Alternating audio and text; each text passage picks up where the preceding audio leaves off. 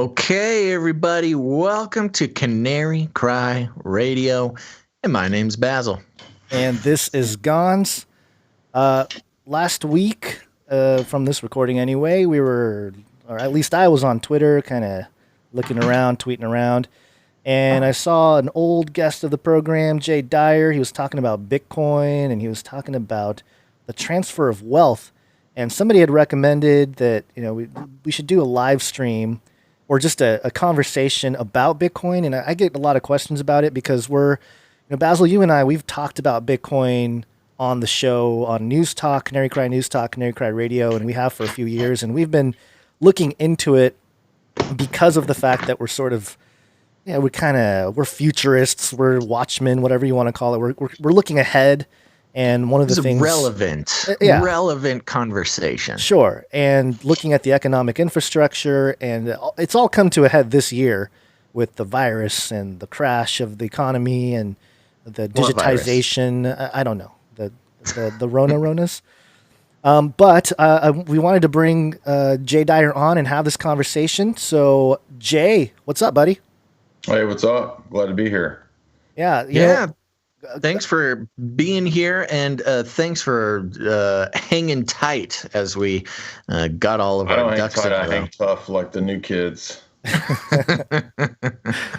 I am curious. You've been hanging out with. I saw you hanging out with Alex Jones and a few of the big names out there. How's that been like? Just briefly before we get into all the Bitcoin talk.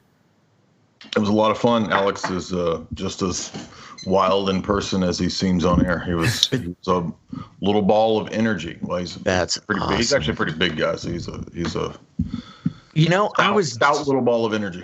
I was just talking about Alex Jones on our News Talk episode we were just doing about if there's a cage match, how Obama, Bush, and Bill Clinton, they're going to be taking the vaccine to inspire, everybody to think it's safe, So what's more inspiring than that? Watching Bill Clinton get a vaccine to make you want to run out and get it. And then that conversation devolved into a cage match between Alex Jones and the three ex-presidents. And I was saying, Alex seems to be pretty stout, pretty strong guy. I think he could stand a chance. Yeah, he's a buff dude. He was scarfing down pizza standing right behind me, and I kept looking back because I thought he was going to put me in a headlock like he did Eddie Bravo. See, all right, so there you go. We know live on air. Alex Jones choked me out. Live on air, my predictions about Alex Jones and his cage fighting abilities have been confirmed. So I thank you very much for that. Yeah, and I said this on the last the News Talk, but I'll say it again. I think pay-per-view, Obama or whatever politician with Alex Jones in a ring, or even Alex Jones giving the vaccine, I would pay for it. I would absolutely pay for that, and someone should make it happen. But we wanted to talk Bitcoin because it's hit the news. I mean, a lot of people are asking questions. They want to know, is it the mark of the beast? Is it part of the Great Reset? Is it part of the redistribution of wealth? This conversation is just going to be sort of a discussion. We're just going to chat about it. There's no formal structure with anything. We'll look at the chat and see if people have questions or comments regarding Bitcoin. But just for the audience, Jay, when did you start looking at Bitcoin, and what made you tweet out in the last couple of days about how it might have something to do with the redistribution of wealth? Well, I had known about Bitcoin for about 10 years. I listened back when a lot of libertarians were talking about it when it was new on the scene. I listened to Max Kaiser would come on Alex Jones all the time back in the day, and I was skeptical at the time. And as you guys noted, that's typically back in your 20s or whatever, you're broke. So I didn't have any money for Bitcoin, but I thought it sounded like a cool idea, but it's just like when you're trying to live week to week, pay the bills, you don't really have extra money for that kind of crazy investment stuff. So I didn't pay much attention. And I have to give credit to not just Max Kaiser, but to the guys over at the Crypto Show. I don't know if they still do that podcast, but they did it for years. And they were actually the first ones to tell me to get into it, and they were going to give me freaking straight up Bitcoins. Back in the day, they were like, just open up a wallet and we'll send you Bitcoins. And I was like, oh yeah, open up a wallet. What does that mean? I didn't even know what that meant. What are you talking about? Right. And so to me, it sounded shady. And I think everybody goes through those same phases and stages where it's like, oh, here's the new guy trying to scam me into something. Get a wallet, dude, and I'm going to send you this magical electronic money, and you're going to be rich in 10 years. And it's like, yeah, whatever, dude. So anyway, but I held off for a long time. I was really skeptical. I think I even wrote an essay or two about how I thought this was ridiculous. And then, the more that you learn about this kind of stuff, you read into it, you see that you were wrong. Your initial impressions were wrong. A lot of times we have kind of negative assessments of things, probably because we get into a black pill mode, that kind of thing, where we, this is the next scam. This is the next scam. So everything's a scam.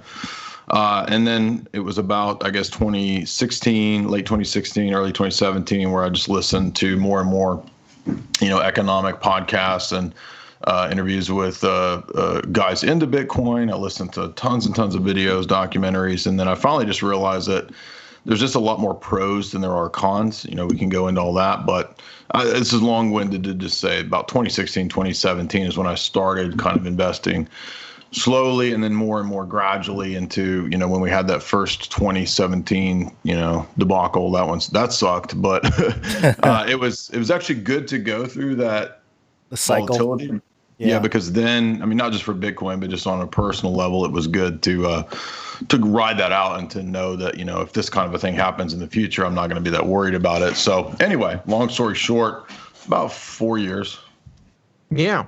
Well, it's interesting because you talk about the sort of mindsets of people as they learn more about Bitcoin and get into Bitcoin. There's a huge learning curve, or at least especially back in 2016 when it really first made a dramatic public entrance, I suppose. With just what you're saying, you got to get a wallet. It's on a blockchain. I don't know what that is.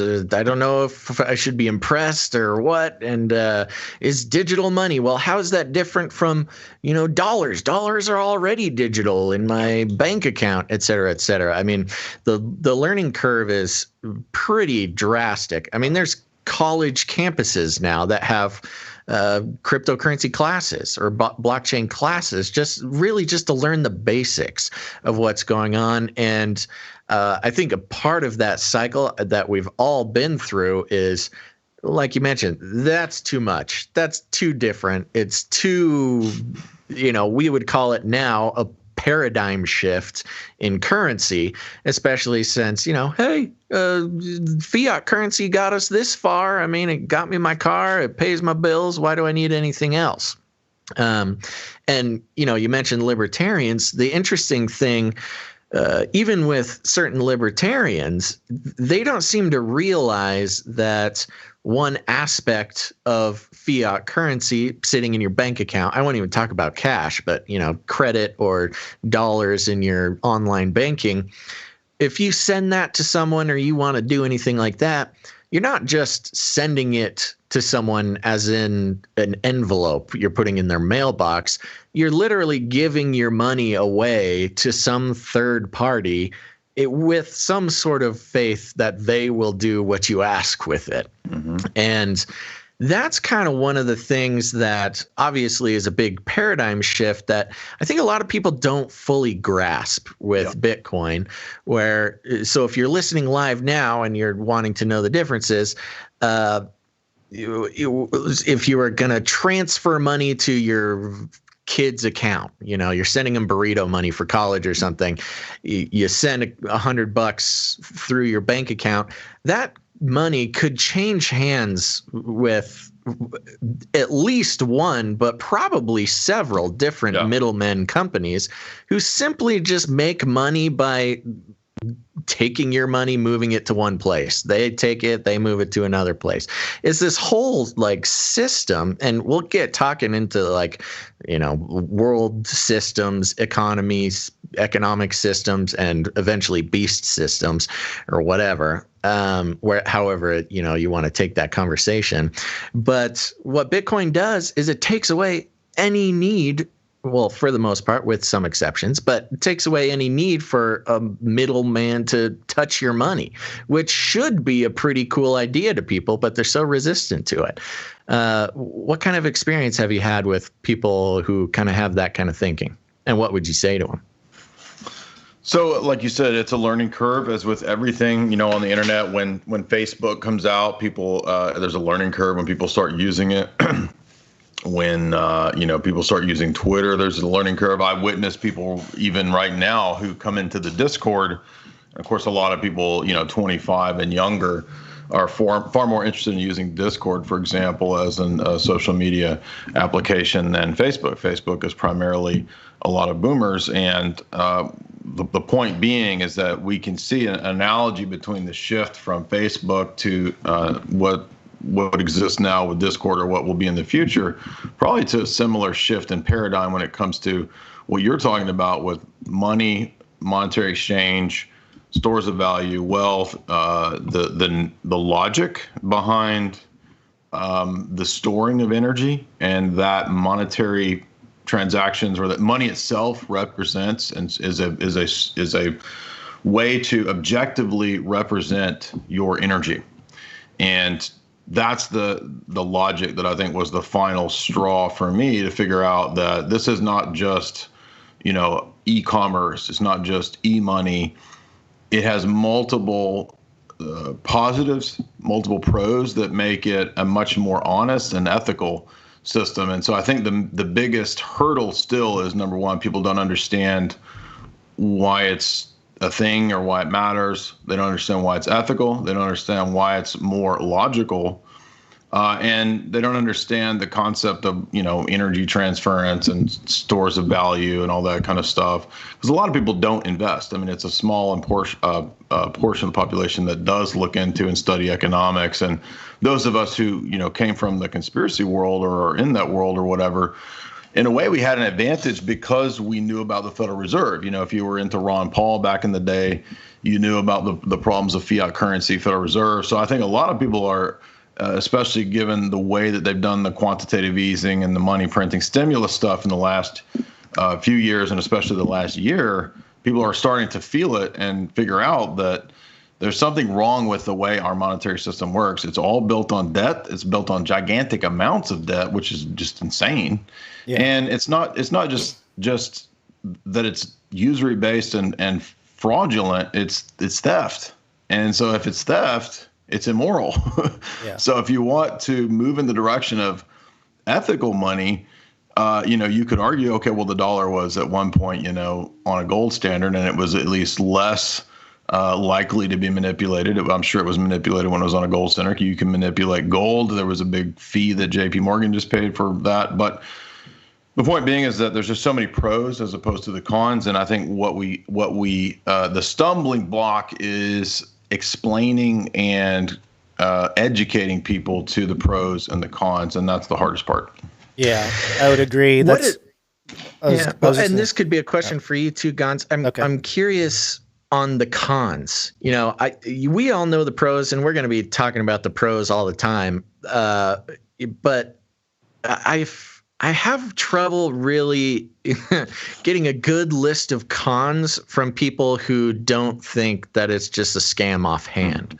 Like legit from somebody who knows about it, what kind of cons are we looking at? That could be for either of you. Well, before we do the cons, I want to mention how, when I didn't grow up with any kind of understanding of finance and money. There was no, and I talked to Robert Kiyosaki. I interviewed him a couple years ago, and he had a book out called Fake, and he says everything's fake, and how we just don't get a financial education because they don't want us to know exactly how the banking system works. They don't want us to know how any of it works. Because what was that quote? Who's the quote? I forget who it was. Somebody said that it was a quote from about 60 years, maybe 80 years ago, president that said if the public knew about how the banking system worked, there'd be a revolution by morning. So a lot of the sentiments of the system I was learning about. I learned about Jekyll Island and all this kind of stuff, but it seemed like there was nothing really to exit the system. And, buy gold, buy silver. Yeah, that was an option. But I still think gold and silver have value and monetary value and will for a long time. It's one of the oldest forms of money, and money itself being, just a store of value. And like you mentioned, a currency being a slightly different thing, an exchange, a medium of exchange, where you can trade value, and you called it energy, value, energy, same kind of deal. There was no way to exit, especially with the digital world. Everything just seemed like, it's all controlled by the top, and everything's controlled, and it's hard to imagine anything that could come along that can help out with that. And I think once I started learning about Bitcoin, I learned more about how the financial system works. I learned more about how everything worked and why it was so corrupt. Yeah. We can get into, again, we'll mention more of the pros and stuff, but for anybody listening who's sort of new to the idea of Bitcoin, just real briefly in a sentence, all Bitcoin is, with a capital B, it's a protocol for a decentralized P2P, which is peer-to-peer network that creates consensus without needing a central authority to provide trust. So I know it sounds confusing, but it's not that confusing if you break it down. I mean, I don't know. I don't know if that's helpful. Like if somebody's new, so many words within there mean nothing. Sure, so, I guess. Not to bring you down, Gonz, but that's part of the thing. When I try to talk to somebody about Bitcoin, reading them the official definition brings up more questions than it does answers. Sure, I guess, but it's an honest way to exchange value without a middleman is the easiest way to put it. Peer to peer, being the main thing. Sure. Just for a jumping off point, Russell in the YouTube says cons, one of them being loss of privacy, and that's incorrect. It's semi correct. I don't think so. I mean, on its base, it's pretty incorrect because you think of using money online, just using dollars. Everything is attached to that. Yeah. You got a bank account; it's got everything. You have no privacy when you spend $1 online. When you send a Bitcoin, just for anybody who doesn't understand how the wallet system works and stuff, you can check any account on the blockchain. And you can see any account and how much is in there and every transaction within that account. So in that degree, you can look at people's quote unquote, Bitcoin bank accounts. But the privacy comes from there's literally no attachment to you as a human being or your legal entity as defined by any sort of government. So I still maintain it's almost entirely anonymous unless you've got some pretty good, forensic, digital forensic hackers out there who can trace all sorts of stuff. But a normal, a normal actor, you are entirely private. Sure. Sort of. The analogy that I like is that it's like having a whole bunch of lockers that are clear, and you can see the money inside the locker, and you can see the money being moved around from locker to locker, but you don't know exactly who owns the locker. Yeah. So that's sort of the way visually. But that's a good way to explain it. Yeah, but part of it too, there are organizations. Chain Analysis is like a government sponsored or a government organization, basically, or government funded organization that tries to keep track of everybody as much as possible, who owns Bitcoin, who's moving whatever. So that stuff is out there, and your IP address can give you away, or at least somewhat give you away, unless you're using a VPN or something. It gets pretty technical. But if you're talking about cash transfer, like physical paper cash, that's probably the most private in terms of a transaction. Like you can buy something with pieces of paper in a little shop, and no one has to know about it unless there's like a security camera or something like that. But the problem is with paper cash, that's the fiat part of it. We're sort of agreeing to, because I see a lot of people online talk about, they're pushing a cashless society.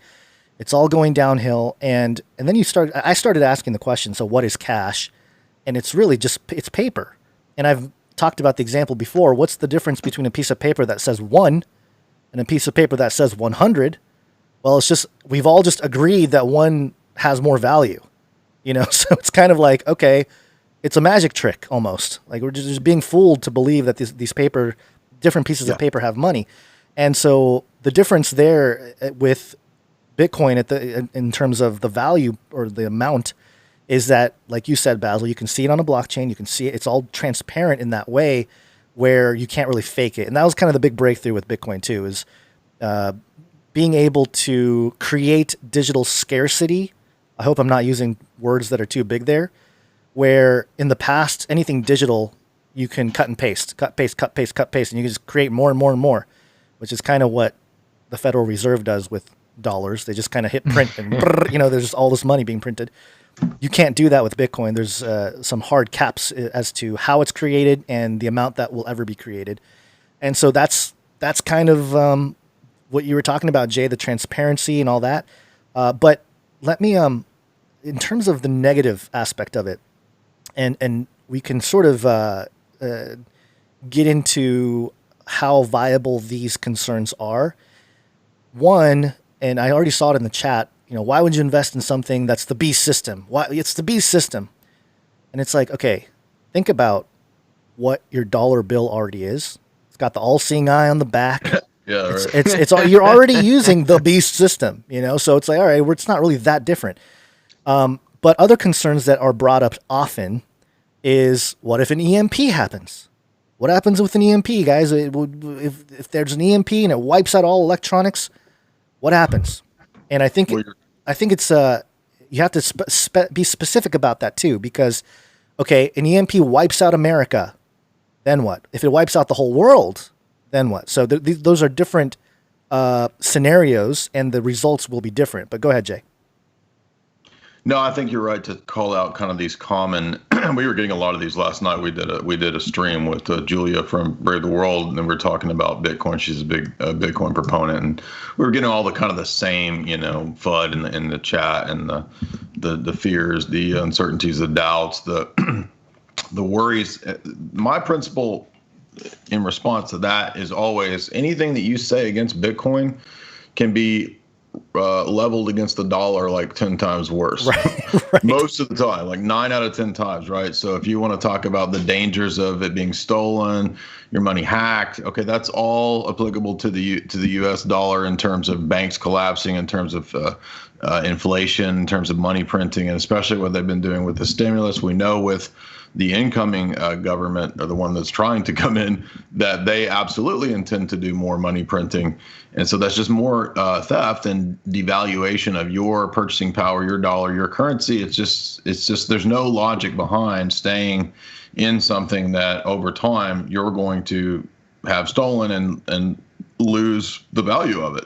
It would be like having gold, and the gold like melts, 5 or 10% every year. Would you want melting gold? No, you would want like real gold, right? So Bitcoin is just gold 2.0. It's e-gold, and it functions like that, but it has advantages over any of the traditional currencies or forms of money or whatever, because of the reasons you gave, right? There's the limitation. It can't be inflated. There is, if you have the ethical view that usury is wrong, then why wouldn't you want to use a monetary system that can't be based around usury and interest and inflation? Now, people individually who have Bitcoin can, of course, engage in usury. That can never fully be stopped. But in terms of the system itself, it's a closed system. And so it can't be altered. It's not going to turn into the opposite of itself 10 years from now. There's not going to be some guy that comes along and prints a zillion more Bitcoin to make it, worthless. So it's like Michael Saylor said in his really excellent interviews, because he explains it from an engineering standpoint, which I think is the most convincing when you understand the logic of it. He says, if you look at what happened with the rise of the internet, right? Here we are 20 years into the internet. If you're going to say everything, beast system that, well, the internet's the beast system. Why are you even on the internet? Get off the internet if you're going to take that rigorous approach. Do you have online banking? That's part of the beast system, right? I mean, it's just it's not consistent logic and argumentation here. So we put energy and time into social media. We put energy and time into Instagram, putting photos on there. We put energy and time into music becoming MP3s. And that's what we're doing, right, with money. We're moving to a better system. That's why it's a paradigm change. And that's why when people figure out that that's what it is and that you can store your money without losing it, even with the volatility that it has, you're still better off than the dollar or even gold. Then at that point, again, the risk is lower with Bitcoin from that vantage point than it is with fiat currency. Yeah, that makes a lot of sense. And bringing in the Bible, or at least biblical times here, the Baker Encyclopedia of the Bible, there's a whole section on coins and stuff, and I was reading it, and it was interesting because it said that the general acceptance of coinage as a medium of exchange, like once they started using coins instead of just weights and what was it, shekels and stuff, it says it did not stamp out fraud. And coins were sometimes minted from inferior metal and coated with silver. For that reason, many ancient coins show a sharp gash, which proved that the coin was silver throughout. Such clipping of coins was common from antiquity until well into the 18th century, when coins began to be minted with milled edges. So even back then, even 2,000 years ago, when they were using coins, like the first time coins came around, people were still skeptical. They had to verify it. They had to verify the coin, and we're just doing that with a digital. There's a digital way to do that now, and that's all this is. I'm not saying it's going to save the world, but in terms of progress and sovereignty when it comes to your digital money, freedom. Yeah, exactly. Yeah, because like we talked about at the top of everything, a lot of the enslavement or the suppression and oppression around the world is economic. Economics is what drives a lot of the inequality and all that kind of stuff. If there's a way to not allow government to redistribute that wealth, but just a neutral, I don't know, what's a distributor of that, then something like Bitcoin would facilitate that a little bit better than any government. And that's why a lot of governments are afraid. And that's why I think central banks are starting to talk about CBDCs, central bank digital coins, and Libra, which are just rebranded to Diem. They're going to have a dollar stable coin out there. All these institutions have to adopt this because they realize that, oh, shoot, the people are regaining power economically. And if it gets out of hand and the people all do it, then really the governments and large institutions will lose power, and that's really pretty crazy to think about in this time we're living in, where we think that it's all going to hell in a handbasket. And surely there's a lot of problems there. There's the Great Reset and Build Back Better and all this kind of. They're out there, they're doing it, but it's also, I think they accelerated a lot of that because of the fact that there is a way for people to opt out of the system, at least economically.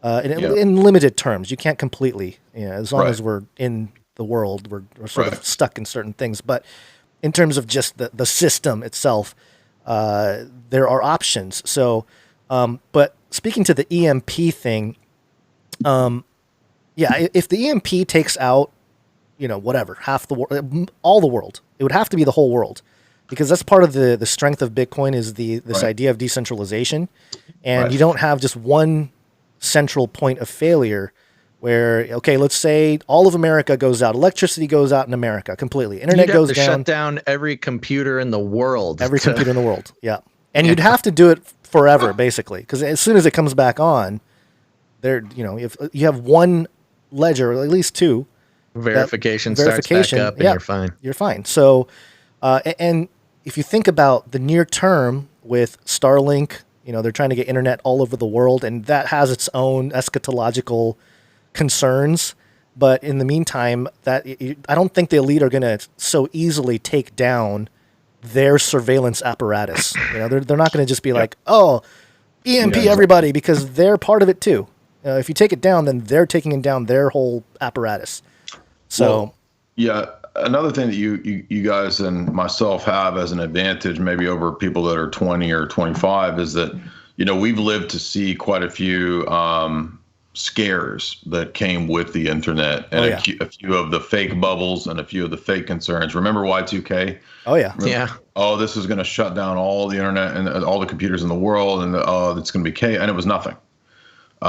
We've seen some real bubbles, .com bubble, this kind of stuff. Yeah. But I think over time, what we see is that we get past certain stages and things, and people aren't as afraid of engaging in or using those technologies. And I think that's what is the situation with Bitcoin, is that we've moved past the fear phase and the skepticism phase. I mean, for the important people who are going to change the paradigm, there's still a lot of people who are afraid and who are skeptical, but they're just behind, right? I mean, if you keep up with the stuff that we keep up with, typically we're 10 to 15 years ahead of the curve when it comes to news, trends, and understanding, right? All of us in the alt media, generally speaking, conspiracy world, we do kind of see these things ahead of time. At least we have a pretty good track record. So I think that it's just pretty obvious that there hasn't been a real competitor to destroy or take the place of Bitcoin. There's some other, things that could go alongside of it. But why would you not, again, prefer something that's a more ethical version than the present completely unethical fiat system, especially given the fact that, so many times in the Bible, monetary principles are mentioned, just weights and measures it talks about in Proverbs. Christ uses in his, parables so many monetary analogies. The idea that we're not supposed to have, objective Christian ethics for money is false. That's a silly notion. That's why, for example, for the first 1,000 years of the church, typically speaking, usury was not allowed, and the church fathers wrote against it because it was a way to enslave, and it was an unfair, unethical practice to do that. In the realm of Christendom. So now after the Renaissance period, that was abandoned, and we got the reintroduction of the papacy, for example, allowing usury. Many of the reformers also favored the practice of usury. And this, in part, is what has led us to the present system in the world where we have this international kind of, debt-based system. I mean, there's other influence as well, but you get the point that I'm making, is that we have been for centuries under a slavery-based system, and I don't think that, ethically speaking, it's correct to do that to people. It's just another version of theft. So if you do care about ethics in monetary policy, which everybody who at least got into the Federal Reserve stuff and, the Ron Paul stuff 10 years ago has that concern, I can't see how you would disagree with the logic of Bitcoin. And just to play devil's advocate, we were talking about the possible cons. The only con that I can see, and I've thought about this for years, is that there is the nation state. The typically money printing occurs via the nation state. Saylor makes a good argument that still probably will never go away. So my only concern is that could Bitcoin be subversive and destroy the nation state? I don't think so, because it's still, there's still going to be the central bank printed coins like you're talking about. They're never going to be able to beat or compete with Bitcoin, because Bitcoin will force them to be more ethical, because people will just move to Bitcoin if they inflate. So the logic of it, is just irresistible. So even if I guess my argument is, from a pragmatic standpoint, even if it is subversive to the nation state, and if that's a bad thing, if our nation states aren't already completely corrupt, then it still is advantageous, because we're at the point where, for those of us who are, Christian, for those of us who want ethical money and to do the right thing and to guard against Great Reset and this kind of stuff, the logic of it pragmatically says you should have some Bitcoin. Yeah. And I'm not saying you can't have gold either, right? Yeah. Well, that seems to be one of the big criticisms that you get from anti-Bitcoiners. First of all, usually people who are super anti-Bitcoin just learned about it and they're still struggling with it. That's almost entirely always the case. If you spend enough time learning about it, you eventually see what's going on. Oh, shoot. What did you just say? I just lost my entire train of thought. That's what I get for having chat right in front of me. I was just thinking about the nation state, and The point is right. just, well, they're already collapsing our nation state, so you might as well hedge against it, Yeah, well, and exactly. So, and that's the thing, a lot of the context of, a resistance against Bitcoin is that, you can't just use it. You can't, the dollars are so much easier, but it's, like you kept saying, it's like gold. It's, even a gold coin, you wouldn't run around and give somebody a gold coin for something right now. There needs to be this expansion, like you say, referring to it as an exchange of energy, or as Gonz explained, as a unit of value or something. You're not using it for purchases right now, at least. I mean, nobody's really spending Bitcoin on a day-to-day basis. There's ways you can, but it's not really its main use case. It really is a hedge against the future. Gold bugs, they don't go out and buy gold because they want to spend that at Walmart more than they want to spend $1. Same with Bitcoin. You got to have a forward thinking.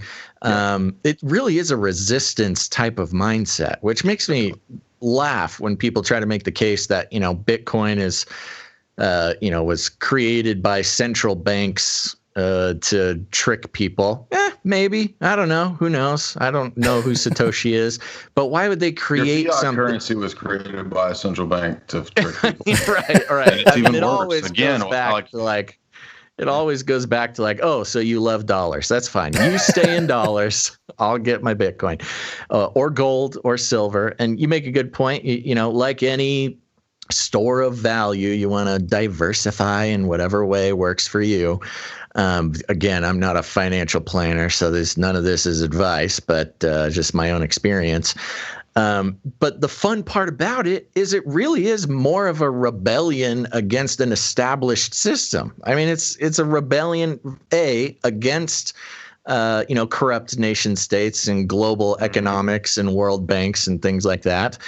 It's also if you gave me the choice between having $1,000 in dollar bills that all had the all-seeing eye and a serial number and a magical seal that binds me to the magic bag of Hermes, or whatever occult symbolism you want to take off of a dollar bill, or just the line of code, I'll take the line of code any day. I mean, I might take some gold too, but it really is almost included in it, and this is what gets me fired up a lot, and excuse me, I don't get to talk about it that much.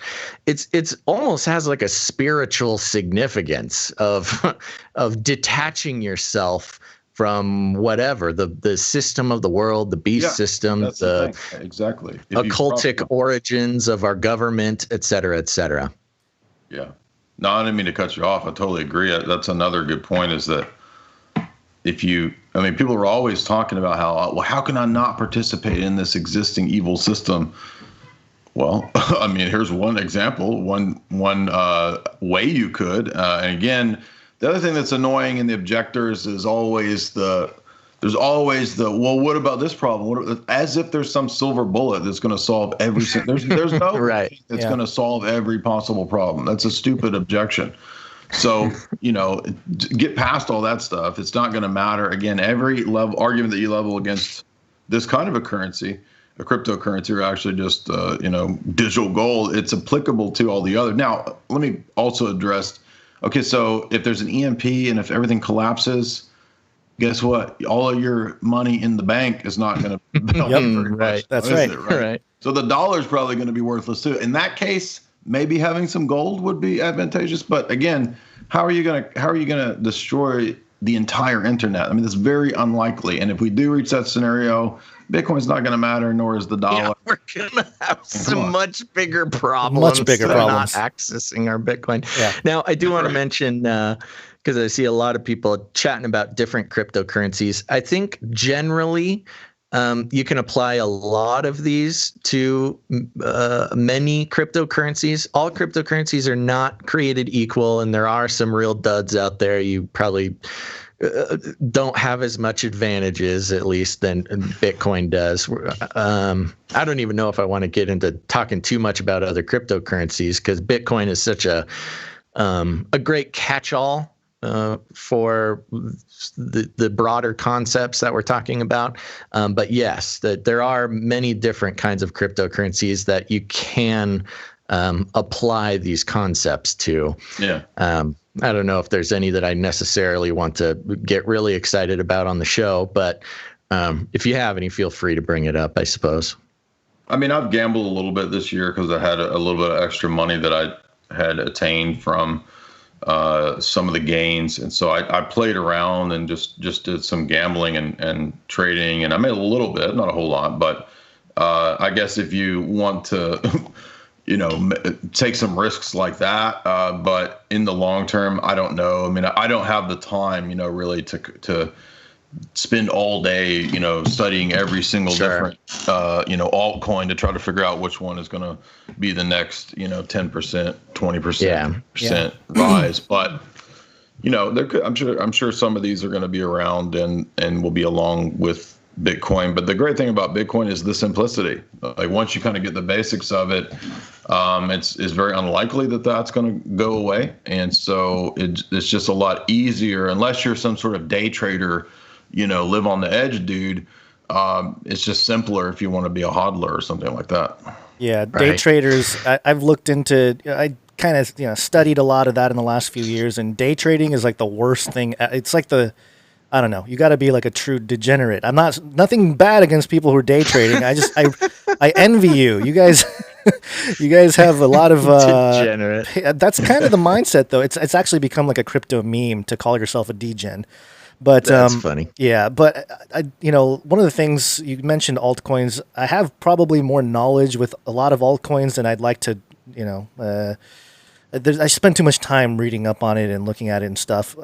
There's so many different ones, and there is a big difference with Bitcoin and something like Ethereum, who's the second biggest crypto, and the main use case being smart contracts, and it gets into a whole another rabbit trail of how. Not just money, but different types of contracts in general can be deployed on smart contracts that use blockchain technology and all that. But I do want to mention a couple things. One, blockchain technology existed before Bitcoin. So, people always say they sort of think of it as synonymous, but blockchain existed before Bitcoin. And so just keep that in mind that Bitcoin utilized the blockchain technology to create digital scarcity. Secondly, and this is something just a fun fact to throw out there. Blockchain was first written about in IBM papers in the 80s. Yes, so a long time ago. At least the idea and some proto, ancestors of blockchain existed back in, I think it was 1987 was the publication date. I think I've seen papers on digital money, like true digital money, like peer-to-peer in 82 or 83 is something that I found in the past. But I think 87 was the IBM paper. But, and also, just so people are aware that we are aware, the main encryption that takes place on Bitcoin is called SHA-256, SHA-256. That is an encryption mechanism that was discovered or breakthrough, whatever, by the NSA. Mm-hmm. So the NSA did, come up with the SHA-256 algorithm, as an encryption mechanism. And so, yes, that is utilized in Bitcoin. But that doesn't necessarily mean the NSA is 100% behind it. There could be white hats in there. Came up with the internet and computers, so right, yeah, stop using the computer then. Yeah. So yes, we are aware of those things. And I saw somebody in the chat mention how we talk and warn about AI and quantum computers and stuff all the time. What about that? Quantum computers, could that destroy the entire idea of Bitcoin? What do you guys think? I'll share my thoughts later, but I'll throw it to Jay. Yeah. I want to know what Jay thinks. I mean, I know a little bit about this topic, not a whole lot. I've looked into it some over the past few years. I think a lot of that, I'm not saying there are no quantum computers. I'm just saying a lot of this is kind of speculation and science fiction predictions. Sure, I'm not too worried. I'm not too worried about that. And I mean, to me, I put that in the category of like, will the AI come alive? I don't think so. No, AI is not conscious. So I think that's an irrational fear or concern to have. And by the way, if that's the case, then all the monetary networks problem in the world are screwed up. Same issue. If it's on the same level as the EMP problem. Yeah, exactly. If somebody is maliciously using quantum computers to hack Bitcoin accounts, there are way bigger problems than the Bitcoin you have stored away. That is the complete dissolution of all digital security on Earth. Exactly. Yeah, that's pretty much where I'm at with that too. And I had to. It took me a while to get to that conclusion because I always was thinking like that is a problem with quantum computers if they're able to utilize it the way they are. But there's a lot of factors here. One being who is the one using it, and secondly, I mean technically, when you're talking about like the technology side of things, it's very very hard, at least right now, to implement quantum computing in the way it's theoretically going to be able to assess every possibility in the universe and come up with the answer and all this kind of stuff. It's very hard to get there. Theoretically, it's coming along, but it's also a communal thing. There's a lot of different quantum computing languages that are being developed now that are compatible with different programming languages that exist now. So it's kind of like the chicken and the egg, but with Bitcoin being a protocol, a digital protocol, it can be upgraded. And that's the other thing is with your fiat money, it's kind of like whatever we get from the government, that's what it is. And especially with CBDCs and if they come out with a digital dollar, like a true official digital dollar, the government can track every single movement of that, and they can take away your money, they can give you your money. It's not good. Yeah. But with Bitcoin, because you can upgrade the protocol, you can make it quantum resistant when that time comes, and that'll just depend on the community of people that are like, hey, let's make this happen. And for now, the people that are developing Bitcoin seem to have the best interest of the people. That could change. We're not saying that couldn't change. But for example, the next big update on Bitcoin is something called Taproot, and that's supposed to improve speed. It's supposed to improve privacy. Even more than it already is. So, that's kind of the beauty of it is that it's all based on math, Yeah. And there's an objectivity to all of this that doesn't exist with the current financial system. Right. So that's kind of my answer to the quantum computing criticism. I think one of the biggest risks when it comes to cryptocurrency, and this is more on like a societal, global level, or pancake if you're a flat earth or whatever the earth is to you. It's like Bitcoin is not the biggest concern. My biggest concern is like a major full-scale adoption of some state or corporate-controlled digital currency, like Libra or Diem or U.S. The U.S. government one is. Yeah. Sure, yeah. I mean, there is a world in which, like, I'll just say Libra becomes so easy and available to people who have a Facebook account. And there's sort of a deception where they think, oh, it's like Bitcoin, only it's way easier. I can just get it here on Facebook. This will be great. Okay, now I'm a cryptocurrency man. And then, and that's the point where people are really going to get hoodwinked, I think. What do you think? Yeah, I think that the mistake is that people are thinking, oh, this Bitcoin's a scam. When Facebook and the central governments put out their coins, people will start using them.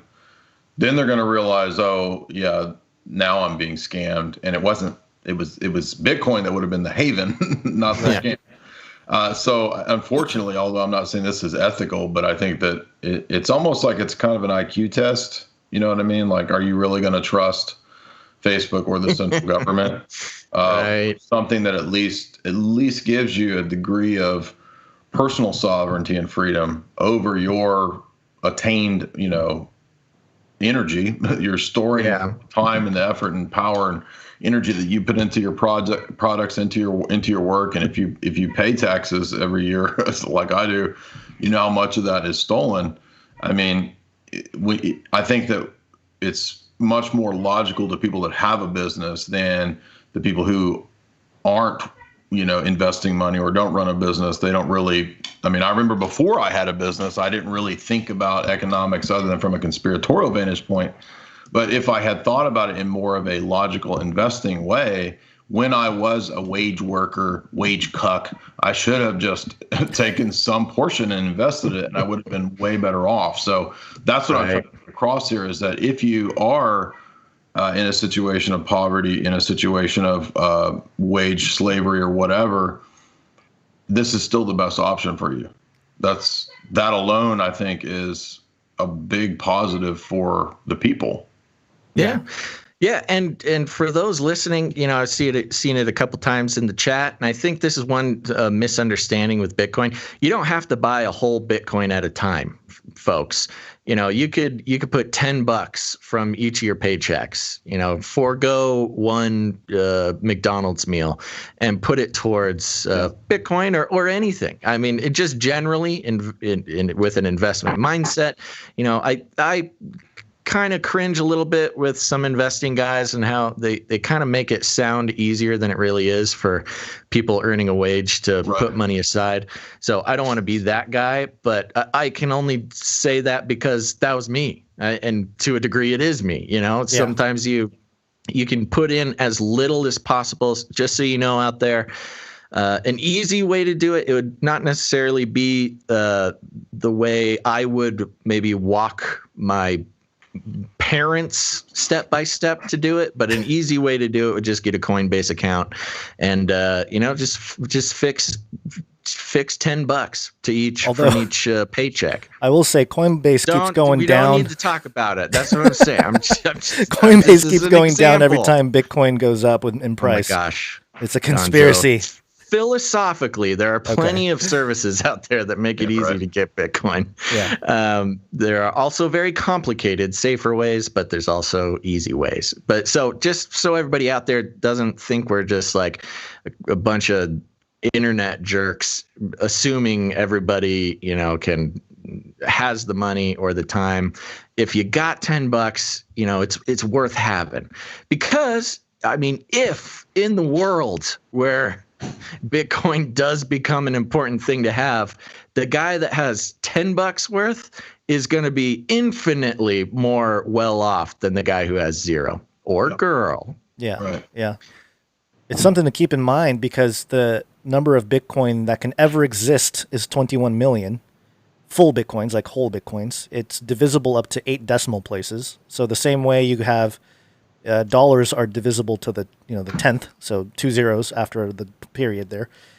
There's 8 decimal places afterwards. So it's and each unit of Bitcoin is called a Satoshi for anyone who is not aware. And so you can buy just a few handful of Satoshi and kind of dollar cost average is what it's called, your way in. And I think as we have this conversation here in 2020. We're almost, this conversation is almost like late in some regard. I mean, we're still very early in the larger scheme of things, but, Jay, you brought up Michael Saylor a couple times, and Michael Saylor is the CEO of a company called MicroStrategy. And MicroStrategy is a publicly traded company. They've been around for a long time. I think they started in the 80s. I mean, they owned some of the top domains and stuff. Like Michael Saylor's been in software for a long time, and his whole thing was there's all these companies, Fortune 500, all these institutions, all these family-owned, not banks, but what am I thinking? Just family wealth, agencies and stuff like that. They all have this fiat, and this is his words. It's on fire. Yeah. It's all losing value extremely quickly. I mean, they're all going to figure this out, right? Yeah. And so Michael Saylor, this is like 2 or 3 months ago, he didn't even know much about Bitcoin at the beginning of this year. And he was just trying to figure out, okay, how do I keep my money? How do I keep all this money that this wealth basically that he's created with this company for the last 30, 40 years, whatever. And, I think I've heard interviews with him talking about, okay, a bank in South America somewhere was holding, several million, hundreds of millions of dollars, and we were trying to figure out how to get that money into an American bank account, and it just was impossible without losing, just bleeding out, it wasn't hundreds of thousands of dollars. It was like millions of dollars that you'd have to pay the middleman to even get that money out, and it would take forever and all this kind of stuff. And he was trying to talk to some of his expert team or whatever, and they're like, well, you can buy a cruise ship and you can take that cruise ship to America and then sell the cruise ship and you can store your wealth that way. And so he's like, this is ridiculous. There has to be something else. And that's when he ran into Bitcoin and started looking into it and realized, wait a minute, it's already here. It's already been here. Yep. And so as soon as people start to realize, the big corporations start to realize that the fiat money is on fire and it's burning down. And just not to be too conspiratorial, but the 1988 cover where there's a rising phoenix out of the burning ashes of the dollar, the fiat dollar. Yeah. The Economist magazine. The Economist magazine cover. That it's been planned, I think. They've always known fiat never lasts. Every single fiat experiment falls apart. And really in the United States, people don't realize this, but the dollar fiat experiment is not that old. I think it's like, what is it? 1971 is when they went off the gold standard. So it's like 50 years old. It's like 60 or 70 years old. It's not like this long-lasting thing. And look at all the problems it has caused all around the world, just destroying nations in 50 years. Yeah.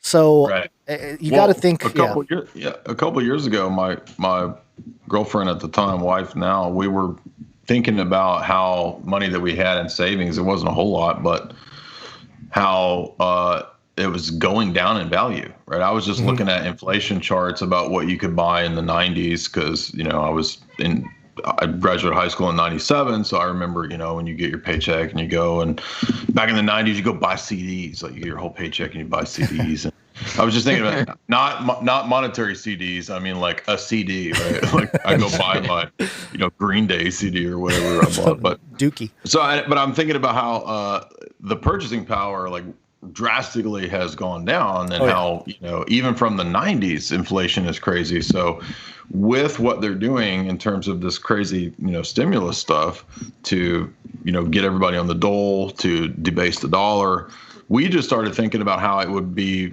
more sensible to, instead of having money just sitting in the bank in cash losing value, to put it into gold. Now that was before I really thought about the logic of Bitcoin. And at the time too, 3 or 4 years ago, it was still kind of iffy about what kind of volatility and where Bitcoin was going to go. And there's a lot of hurdles, I think, to get past the time of the 2017 period. But I started realizing, even thinking back then, maybe doesn't this just remove the need for the middleman? Why do I need my bank and the money sitting there in cash, depreciating in value? Why not just use Bitcoin as a savings account? And so the logic of that, once I realized that money that we put in gold, yes, we had made a little bit on gold over the last 3 or 4 years because it went from, 1,300 to 1,800. But even still, the gains there compared to the gains in Bitcoin were nothing. I mean, it's just like, what I had made in money that I had in crypto was way better than anything from gold. So I actually put my money where my mouth is too. And I got rid of all the gold. Again, not to say that I won't ever buy gold back, but I sold all the gold to move it all into Bitcoin because I am convinced of the logic of it. Yeah. And, the logic, you keep mentioning the logic, and it makes a whole lot of sense logically. But the thing that really kills me, and again, maybe I'm harping on the same harp the whole time, but you think about who really benefits from you not buying Bitcoin. For you defending the dollar and the current system, and, for whoever's out there just like really stoked on the all-seeing eye, they're just so pumped. But who benefits from you, dear listener, holding on to as much cash as possible? Because it's certainly not you. I mean, the depreciation, et cetera, you holding on to cash is not benefiting you. Who is it benefiting? And I'm assuming it's the government and trying to hold up a rickety scaffolding of legitimacy, of control over human beings who are have just as much inalienable God-given rights as anybody else on earth. But that's part of the conversation that gets me fired up. Is it's not just about money. It's not just about the economy or how much you'll be able to buy in 10 years after whatever crazy thing happens. If you're someone who has some serious doubts about how the world is being run, how the world banks are technically the leaders of the world, how we're so distracted by the presidential race that we forget about all the other things going on.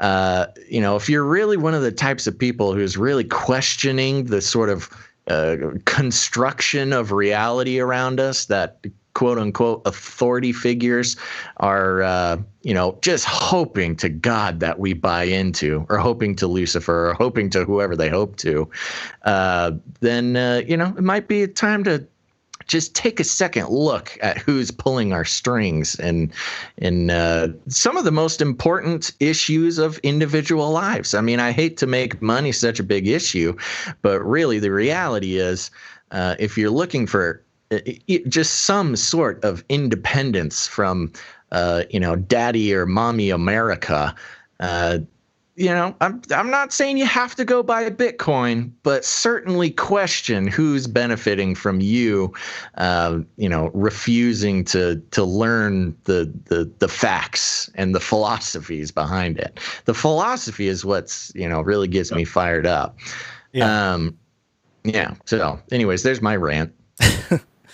Yeah, I think you're right. Well, go ahead, Jay. You could think about risks too. I mean, the risk versus reward is worth it. But the risks are low. If Bitcoin did begin to drop, you have the freedom to sell it. Nobody's going to force you to keep it. Yeah. So if you wanted to, you could sell your Bitcoin. And at the same time, the reward, I think, outweighs the risks, and the risks are fairly low. So you also have a lot of, I think people overlook the fact that they have risks keeping it where it is. Like if you don't have Bitcoin, you're really running the risk of missing out on the next paradigm. And you're probably spending it. It's much easier to, if you're just keeping cash around, it's much easier to accidentally spend a little bit too much on Christmas presents, or, stretch a little bit further on your new car with just a little bit bigger payment. For me, one of the great things about, setting up a regular investment plan just in general is keeps me under control, man. Keeps you from focusing too much on increasing your current lifestyle versus your future self. Yeah, definitely. It's I've learned a lot about investing, and just especially with having a couple additional children in recent years, thinking about what world they will live in, unless Christ returns. But I'm not going to necessarily just go live out in the woods. Can't do that with kids and stuff. I guess you could. You want to be abusive parent, but doesn't make it any easier. That's for sure. No. But another criticism that I often hear is, what government can shut it down. Kind of like how gold was confiscated in 1930. We're not only are we past that. Let me give you a story here that was published on. This is on decrypt.co. The U.S. won't ban, this is published today. The U.S. won't ban Bitcoin, says OCC's Brian Brooks. That's the U.S. comptroller of the currency. And he promised a lot of good news for crypto by the end of Donald Trump's term, which I don't know what that means, if it means 1 month or 4 years from now. And it says, in brief, acting comptroller of the currency Brian Brooks said the regulators, quote, are focused on not killing the crypto industry. U.S. regulators also have no plans to ban Bitcoin, he reassured. Also hinted at some very positive messages for crypto by the end of Trump's term.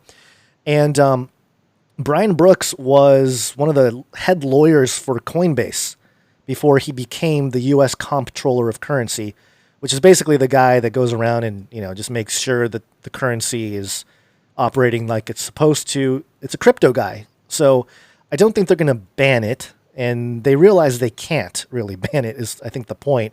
And so that it's criticism, unenforceable. right, that criticism is sort of out the window. It's more about how governments are going to adopt it, and bringing it back to that conversation of CBDCs, which is the central bank digital currencies, and other government issued currencies or corporate issued currencies. The concern there, and to your point, Basil, earlier about how you're afraid that people are just going to be like, hey, I have a whole bunch of Facebook DM coins. I'm in crypto now. The concern is that when they start to realize, oh, wait a minute, I think I should get into something a little bit more robust like Bitcoin. Now, if you go from DM to Bitcoin, not only is Facebook going to be able to make a little money off that exchange, but they have all the data, and they know that you went off DM to get into Bitcoin. And so they will have a record of how much you own. Not that they can't do that now. They probably could if they really wanted to. But they have a much easier ledger to track all that stuff. So, and that's the same thing with CBDCs. These central banks will know if you go from some kind of central bank digital currency into Bitcoin or Ethereum or whatever, they will know how much you own, and then they'll be able to track you because they have a profile on you. And so, cryptocurrency itself mostly is pretty benign. It's not like evil or good or whatever. It's just currency. It's a medium of exchange. Right. How it's utilized, how it's monitored, and how that information is used against us, that's a whole separate conversation that obviously there's concerns there if you want to talk about concerns. But again, the system has already been built with a lot of that in play, and this is an opportunity to, at least for a little bit, maybe not forever, but at least for a little while, get off of it and perhaps help people out around the world that are otherwise in shambles. And, it's one of those things, for example, if you want to send a few $1,000s to a pastor in Africa to help him build a well or something like that, you try to do that through the SWIFT system, which is the current system to send money overseas. They're going to take a whole bunch of money out of it. It's going to take forever. It's going to take weeks. With Bitcoin, it's like 10 minutes for a block to verify, and you can send money to whoever in the world.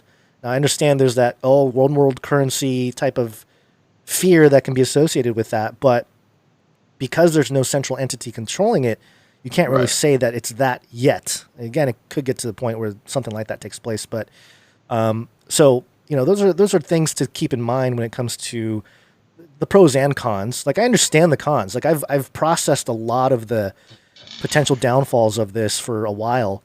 And so I've thought through it, and I reserve the right to change my mind on all that. But as of right now, a lot of my theories about it have been proven correct. And earlier this year, I think in May, I said Bitcoin will probably hit near all-time highs or break all-time highs by the end of the year this year. And so far, I've been pretty spot on, just because you can see how much the institutional people were coming into it. And I don't think we've even started. I think we're going to go on like a 2-year bull run at the very least, where the blow off top won't be in dollar terms. And that's the other point I wanted to make before I throw it back to you, Jay. But, we often think about all this in terms of dollar, like how many dollars is it? What's the kind of dollars that I can make and whatever. And what Bitcoin has done for me anyway is to start thinking differently in terms of the denomination of money, because as I showed this chart here for anyone watching, the dollar purchasing power of the dollar has gone down dramatically. That's why things are more expensive today. It's not that things are worth more. It's a candy bar in the 20s or something was a few cents. And now it's $3. It's not because candy is worth like 100 times more. It's because the dollar is worth less, and people don't think about it that way. And so, that's why I live in California, and a lot of people are like, man, everything's so expensive here. And it's like, yeah, our dollar is devalued here more than other parts of the country. That's what's going on. So it helped me think differently about how things are denominated. And it's a kind of a common thing that Bitcoiners say all the time, but one Bitcoin is worth one Bitcoin. You can't change the amount. You can't change the value of one Bitcoin.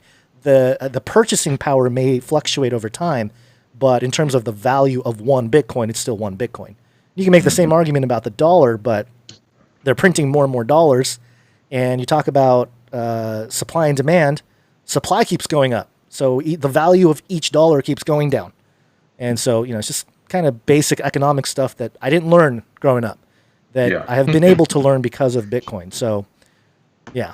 I'm just going to have to jump in here real quick and apologize. I'm going to have to log off here in a second. Yeah, so do I. I got to get going too. But I apologize for that. I could just keep talking about this stuff all night long. Jay, do you want to have some famous last words? Yeah, I would say that, again, if you watch that Michael Saylor interview that I shared on my community tab on my channel, it's a really good hour-long interview. And I think the logic that he lays down related to energy transfer, closed systems, usury, debt, freedom, all of that's pretty solid. Just go watch that interview. I don't see anybody can disagree with the arguments he makes there. They're pretty simple. Once you kind of get past that learning curve, the simplicity of Bitcoin is really, I think, one of the biggest selling points. And so, I would just say it's a wise move. But again, I'm not a financial person or advisor. Right. I'm just a nerd who studies things on the internet. And you can buy my books at my website, signed copies, if you want to wake up your friends and family. jaysanalysis.com. You can go to the shop and you can get my 2 books that deal with symbolism in film. So I get deep into movie symbolism, esoteric whatnot in the movies, predictive programming. You can also subscribe to my site there. I have a archive, subscription-based archive and all that. And then I typically, about once a week, host the 4th hour of the ALEX Jones Show. Nice. Yeah, make sure to do that, everybody. Check it out. Jay, it's always a pleasure talking to you, buddy. I'm glad we could connect again. Absolutely. And so hey, thank you. You guys really knew what you were talking about. You guys are more educated than me on this topic, so thank you for having me on to discuss it and teach me things. Booyah! You heard it here first, folks. That's going on the cover. That's going in the trailer, Jay. Thanks, buddy. Thank you. All right, everybody. Thanks for tuning into this episode of Canary Cry Radio. Make sure to check out Jay Dyer. And other than that, Gonz, I think it's time for us to go to bed. Yep. I think we got to sign off. Not together. Jay signed off, and it messed up the way you look on the screen. You're half. Oh, no.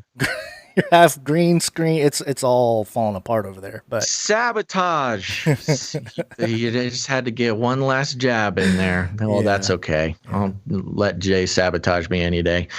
Okay, Gonz. Well, what do you think? We all done? Yep. Just wanted to say that none of this stuff, Bitcoin is not going to save you. It's not going to save your soul. There's only one way that takes place, and that's through Jesus Christ. We've known that. And we've preached that, and we will continue to preach that. So don't think that we're sitting here thinking that Bitcoin's gonna give you eternal life, because it's not. It's just a thing that we like talking about, and like Jay said, we're nerds, and it's just a fun thing to play with during your time here on Earth. You know, we're given these dollar bills with all sorts of occult imagery, and we are forced to bend the knee to the world system.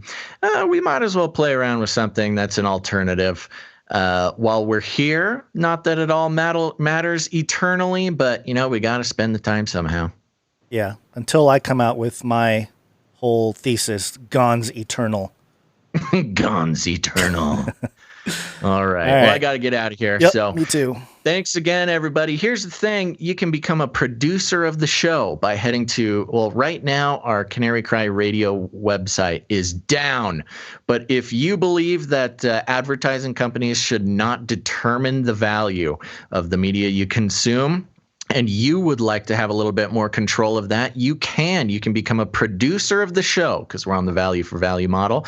Right now, the best place to do that is at canarycrynewstalk.com/support, just because we're having to reroute some website stuff, because this canarycryradio.com is down. This would have been a great time to tell people to go to canarycryradio.com/crypto, but yeah.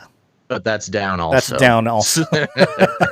But there you go. If you want to become a producer of the show, head to Canary Cry Radio. No, don't do that. CanaryCryNewsTalk.com/support. We'll pop it in the chat there. And if you want to hear Gonz and I again, we will be back on Monday, December 7th with the Canary Cry News Talk. If you haven't checked out that show, you definitely should do that. And there you go. Any last words? Did I already ask that? I think that's it. Have a great weekend, everybody. There we go. God bless you all, and thanks for listening to this episode of Canary Cry Radio. Make sure to tune in next time. But until then, think outside the cage. But as the days of Noah were, so shall also the coming of the Son of Man be. Shoo, hallelujah.